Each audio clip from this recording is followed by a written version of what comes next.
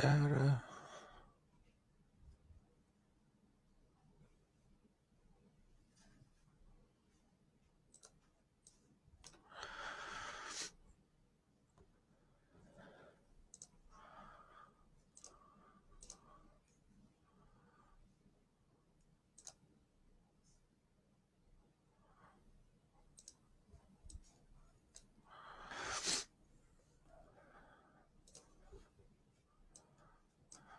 Okay, this is how to create a COVID-19 graph and where to actually gather the data from. So the first thing is you want to set up your demo chart. And in order to do that, you can use a CDN or download the whole chart.js package, which you can find online. Hold on for just a second. Right here at cdnjs.com. And right here, all you have to do is copy it. And you can copy it as different types, URL or the script tag together, which is what I did. So in this instance, you would have it here. And you want the chart top. This one's actually better because it has an integrity code, but you don't have to use it that way. And then secondary, you want to set up jQuery, which is a JavaScript library tool that simplifies JavaScript code. And you can find this anyway on the same site, the cdn.js or cdnjs.com, and just type in jQuery, and there's a bunch of CDN codes. But what you'll start with is some sample code. I just put in width 50 to minimize the size of the chart. And the chart is rendered in a canvas HTML5 object, which the 400 by 400 specs within it. Usually whenever you're using canvas, if you don't use some kind of flex grid and stuff, it normally doesn't make it align. So if you're doing 400 by 400, it's supposed to be 400 by 400 pixels. And on a canvas tries to fill out the whole page. So you're still going to have to smush the size of the container, which in this case I just did a width of 50% of the screen size, which on mobile device you would want this to be 100, and you can do a mobile, a media query to change this and assign an ID to the div. Let's see, chart box. So you can do it inline, but none of this is, you really don't want to do anything inline ever. An app media query. I think it's what min width, and you can get into all that stuff with somebody else or look it up. That's basic media queries within CSS3. Fairly easy. So whenever you switch between desktop, tablet, or mobile views, it changes the size of the screen. Okay, so what I've got here below is just some demo code for rendering out the chart data. And I'll show you what this code actually looks like. So you've got 6 array data items of 12, 19, 3, 5, 2, and 3. And then the labels are laid out in the same order as the data. So red will be 12, blue will be 19, yellow will be 3, green will be 5, purple will be 2, and orange will be 3. And then inside of this, the background color, it's also laid out, as the array. So 0, 1, 2, 3, 4, 5 of the objects. The first object is RGBA 25, 99, 132, and then the A is the opacity level or the alpha level, the alpha channel for it. So how clear your color is going to be. But RGBA, the first one is going to be the color of red, which you can change it, make it red or not. But I will show you what the code looks like. So I'm going to close down my data view on this side. This is the actual data we'll be grabbing later for all the COVID total cases, new cases, total deaths, active cases. And yeah, there's not really too many callback objects there. But I'll also link in a comment the location to grab this data for free, because it's a free API, public, through the World Health Organization. So First things first. So this is just the demo graph that we're rendering right now. And I can show you, like, if I change the code for this to say, I'm just going to do Texas in this instance, because we're going to do a bar graph of all the current cases in all US 50 states. And then I'm going to do a linear graph to show, the curvature for the cases, and so people can see what the peak is or when it arrives. So just do that. And I want this to be more, RGB. Red means R means red, G means green, which the green level is 99, and B means blue. So if I want this to be solid blue, I would just do 0, 0, and then the opacity level is going to make it more clear. And I've already got this as Texas. And I'm going to push it up to my cloud here, and going to reopen it up and reload the page. You'll see that it's Texas right here. 12 votes. Let me make sure I've got this right. Yeah, 12 votes.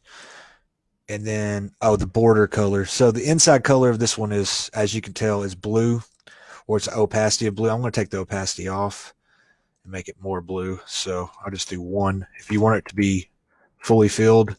And then the border color, which is the color around it right now, still currently red. And I'm just going to make that solid blue as well. For RGB, your values are 0 through 255.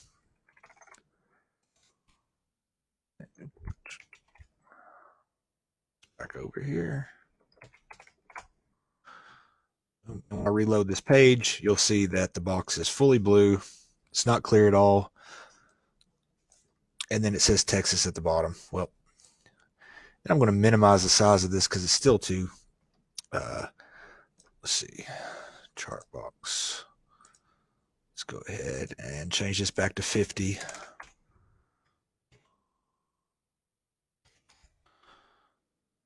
So we can actually see the chart here. Crap. Window dock. Okay, reload it.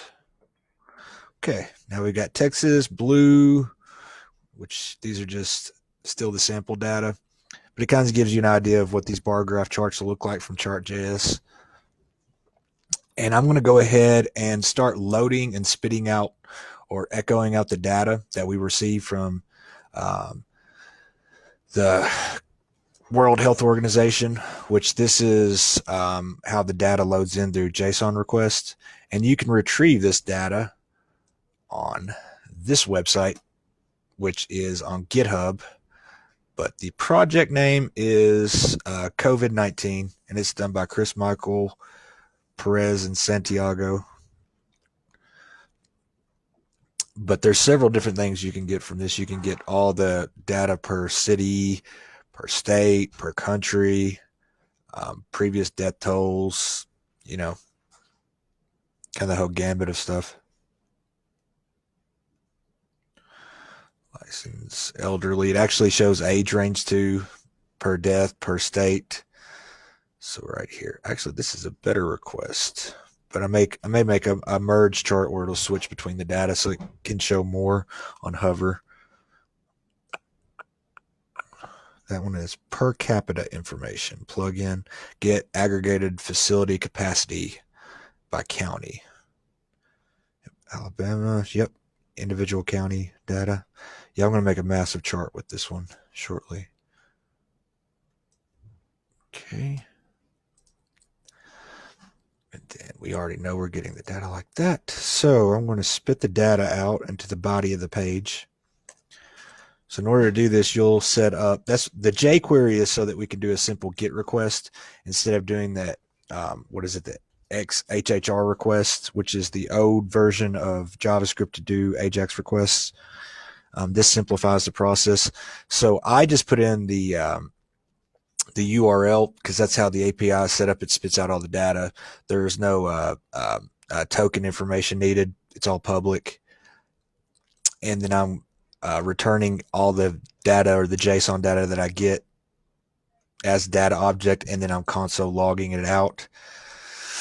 And I can actually scale this back to show you the what the data actually looks like. It comes back with data as the main attribute. So, and save. So console log here. Oops. Inspect. F5. So this is what the data looks like. That's why I went ahead and broke out the JSON data into, so it'd be data.data or whatever your specified object is, and then it comes packaged as an array, so it'd be 0, and then table, and then underneath of that, once you loop through, you're going to loop through each one of these items in a for each of the data, and you can do a for loop too, an iterative count. However you think. Iteration actually takes up more memory, so it's better just to do for each, or you can do map. Map is actually better. So in each one of these items, you'll get the U.S. state name, total cases, new cases for the day, total deaths, new deaths, and active cases for each state.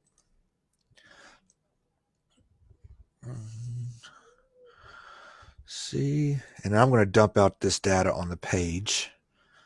So here, and then just see, and then I want to append it to the body.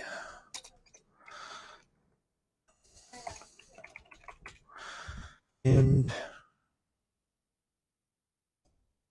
then I'm going to have to stringify it in order for it to show.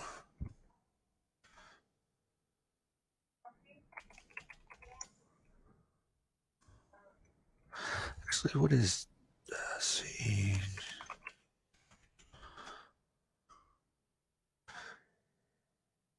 I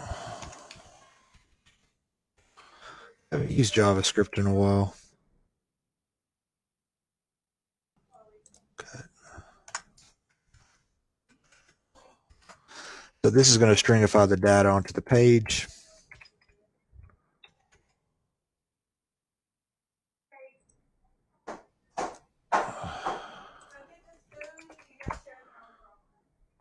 Okay, and then let me reload the page here. The data is going to be posted to the bottom here